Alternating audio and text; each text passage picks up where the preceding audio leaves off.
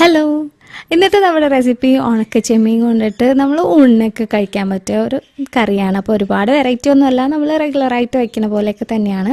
അപ്പോൾ ഞാനിവിടെ ഒരു കപ്പ് അളവിൽ ഉണക്കച്ചെമ്മീനും അത്യാവശ്യം വലിപ്പമുള്ള അത്യാവശ്യം പുളിയുള്ള ഒരു മാങ്ങയാണ് എടുത്തേക്കുന്നത്.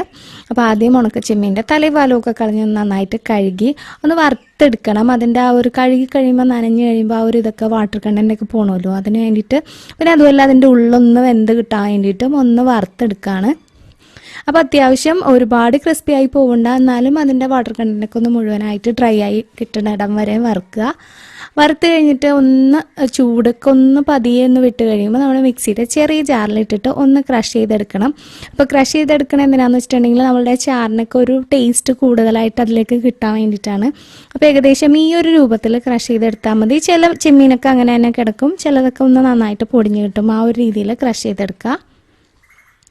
ഇനി ഇതിലേക്ക് കുറച്ച് പച്ചമുളക്, അതായത് ഒരു 3 പച്ചമുളക് മതിയാവും.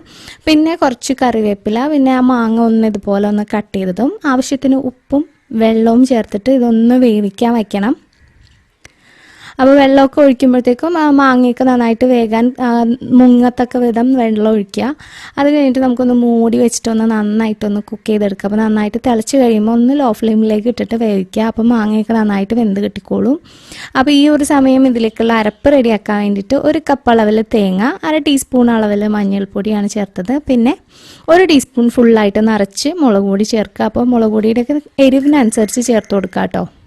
പിന്നെ നമ്മളിതിലേക്ക് സാധാരണ മീൻ കറി വയ്ക്കുന്ന പോലെ തന്നെ മുളകും മഞ്ഞൾപ്പൊടിയും മാത്രമാണ് നമ്മളിതിലേക്ക് ചേർക്കുന്നത്. പിന്നെ അതിലേക്ക് ആവശ്യത്തിന് വെള്ളവും കൂടി ഒഴിച്ചിട്ട് നന്നായിട്ടൊന്ന് അരച്ചെടുക്കുക. ആ ഒരു സമയത്ത് ചെമ്മീനും മാങ്ങയൊക്കെ നന്നായിട്ട് വെന്ത് കിട്ടിയിട്ടുണ്ട്. ഇനി ഇതിലേക്ക് നമുക്ക് അരച്ച അരപ്പും കൂടെ ഇതിലേക്ക് ചേർക്കാം. ഇനി അരപ്പിൽ അല്പം കൂടെ വെള്ളം ഒഴിച്ചിട്ട് നമ്മളുടെ ആ ഗ്രേവി ഒന്ന് നമ്മൾ സാധാരണ മീനൊക്കെ വെക്കണ പോലെ തന്നെ ആ ഒരു തിക്നെസ്സിൽ അതിലേക്ക് വെള്ളവും കൂടി ഒഴിച്ചിട്ട് ഒന്ന് നന്നായിട്ട് ലൂസാക്കി എടുക്കുക.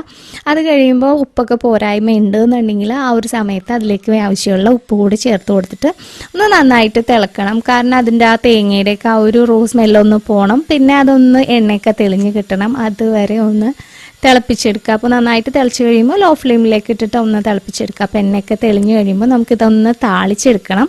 അതിന് വേണ്ടിയിട്ടും വെളിച്ചെണ്ണ തന്നെയാണ് യൂസ് ചെയ്തത്. വെളിച്ചെണ്ണയിലേക്ക് കുറച്ച് ഉള്ളിയാണ് ചേർക്കുന്നത്. ഏകദേശം 1 ടേബിൾ സ്പൂൺ അളവിൽ ഉള്ളി ചെറുതായിട്ട് അരിഞ്ഞതാണ്. അതിൻ്റെ കൂടെ 1/2 ടീസ്പൂൺ അളവിൽ ഉലുവ കൂടി ചേർക്കുക. അപ്പോൾ ഉലുവ ആദ്യം ചേർത്താലും കുഴപ്പമില്ല. ഇപ്പം ഇങ്ങനെ ചേർത്തപ്പോൾ ഉലുവ പൊട്ടാനൊരു താമസം ഉണ്ടായിരുന്നു. അപ്പോൾ ഉള്ളിയൊക്കെ ഒന്ന് സൈഡിലേക്ക് ഒതുക്കിയിട്ട് ഉലുവയൊക്കെ ഒന്ന് പൊട്ടിച്ചെടുത്തിട്ടുണ്ട്. അപ്പോൾ ഉലുവ പൊടിയാണ് ഉള്ളതെന്നുണ്ടെങ്കിൽ ഉള്ളിയൊക്കെ മൂത്ത് കഴിയുമ്പോൾ ഒരല്പം ഉലുവപ്പൊടി ചേർത്ത് കൊടുത്താലും മതിയാവും. നമ്മളുടെ ടേസ്റ്റി ആയിട്ടുള്ള കറി ഇവിടെ റെഡി ആയിട്ടുണ്ട്. ഈ കറി മാത്രം മതി കേട്ടോ. വലിയ ഫ്രഷ് മീനൊന്നും കിട്ടിയില്ല എന്നുണ്ടെങ്കിലും ഇങ്ങനെയൊക്കെ കറി വെച്ച് കഴിഞ്ഞാൽ ഊണൊക്കെ കഴിക്കാൻ വളരെ അടിപൊളിയായിരിക്കും.